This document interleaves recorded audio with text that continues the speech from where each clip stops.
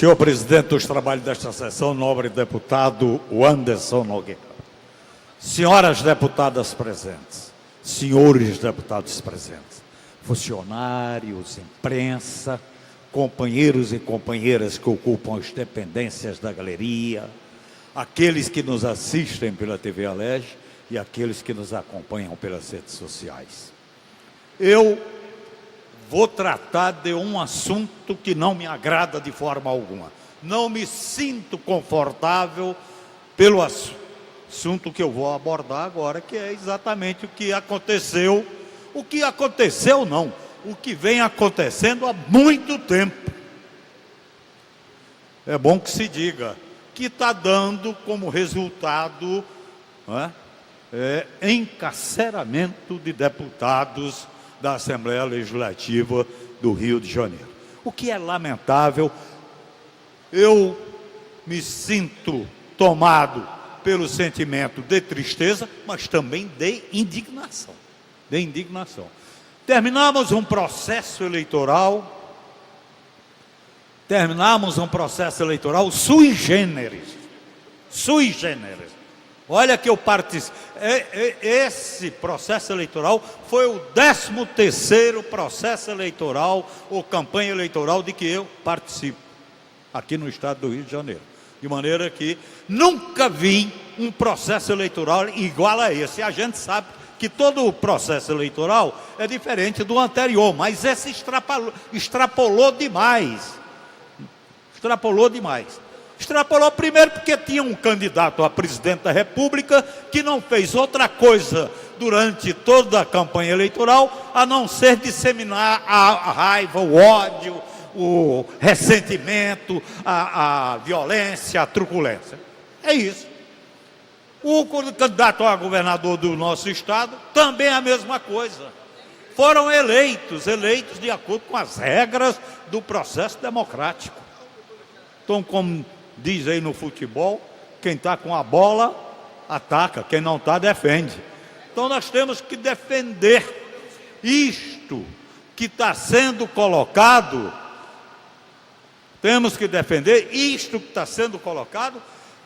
assim como se fosse uma coisa mais ou menos normal a acontecer daqui para frente na política do Estado do Rio de Janeiro, e principalmente eu falo em relação à Assembleia Legislativa.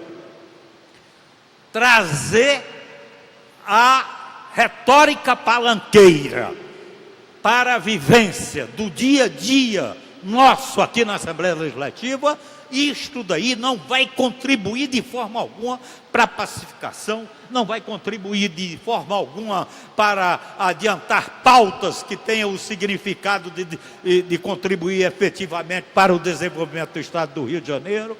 Por aí vai. Eu lamento profundamente, mas profundamente mesmo. Um candidato à presidência desta casa, levado à prisão pela Polícia Federal, uma prisão temporária, fazer declarações se referindo ao partido PSOL, Partido Socialismo e Liberdade, daquela forma, que não vai de forma alguma admitir a presença do PSOL exatamente na Comissão Permanente de Direitos Humanos. E é uma postulação que nós estamos fazendo com muita legitimidade.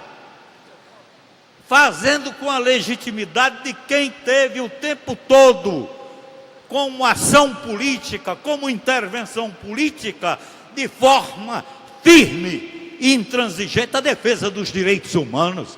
Então é um direito que nos assiste, como assiste a qualquer um outro membro desta casa, também querer participar da Comissão de Direitos Humanos. Agora, um deputado, candidato à presidência da casa, dá uma declaração de que não vai permitir, olha o tom arrogante e prepotente. Isso daí é próprio dos tiranos, e tiranos a gente sabe como é que age. Governa exatamente de acordo com a injustiça e a crueldade. Então, é uma exclusão. Nós não podemos de forma alguma admitir isso daí. Estou falando aqui, falo em nome da minha bancada. Não vamos admitir. Então venha devagar com o andor, que o santo é de barro. O santo é de barro. Todo mundo tem direito, né? Então nós não vamos admitir se transformar em ações concretas exatamente o discurso carregado da retórica palanqueira que a gente tem assistido nos últimos tempos e que a gente tem que renegar, a gente tem que realmente eliminar esse tipo de intervenção. Dizer que o pessoal não pode participar exatamente da Comissão de Direitos Humanos da forma como foi dito, exatamente para os meios de comunicação, significa nada mais, nada menos do que adotar aquela mentalidade própria das elites colonizadas que rouba, que organiza quadrilha, que recebe, paga propina, não atende, não faz nada para adiantar no sentido de atender necessidades básicas da população, muito pelo contrário, saqueia o poder público e elimina os direitos sociais. Esta prática nós não podemos de forma alguma admitir. E se alguém vem para cá com esse propósito, terá exatamente o contraditório de nossa parte com muita firmeza. Não vamos admitir isso de forma alguma. Nós sabemos e reconhecemos quem acompanha, quem estuda, quem lê, quem vive o processo político e que tem observado os acontecimentos últimos no mundo inteiro. Quer dizer, é claro que está existindo para todo mundo, quem quiser ver, está existindo um deslocamento para a direita na política mundial. É isso daí. Acabou. Está acontecendo. Nós que não comungamos com esse mesmo tipo de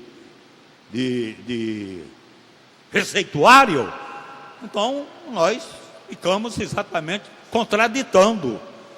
Isso daí é uma prática democrática e que deva ser exercido principalmente por quem detém um cargo político na sua atividade diária. Então, por conta desse deslocamento para a direita, tem surgido um novo modelo de governança. E nesse novo modelo de governança, o que a gente tem assistido é surgimento de lideranças mundiais. Agora, as lideranças mundiais que surgem nesse modelo de governança têm características distintas. O senhor Trump, presidente dos Estados Unidos, tem uma forma de fazer a sua política de acordo com esse novo modelo. O Erdogan, presidente da Turquia, tem também uma característica distinta de forma de governo. O senhor Duterte, das Filipinas, também tem. Ou seja, o da Polônia, o da Hungria, o da própria, na Itália, tem um ministro lá que reza por essa cartilha. Está vendo isso daí? A gente tem que estar alerta e, ao mesmo tempo, nos prepararmos exatamente para oferecer resistência a essa avalanche que vem aí, inclusive legitimado. Não são políticas, ou não acontece o surgimento de lideranças mundiais com a presença das tropas e dos tanques nas ruas. Não está legitimado pelo processo democrático. São eleitos.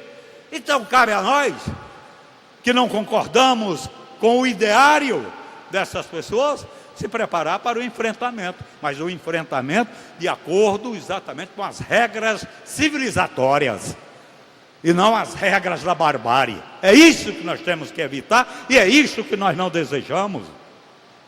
Então, eu já tinha feito um pronunciamento aqui há muito tempo.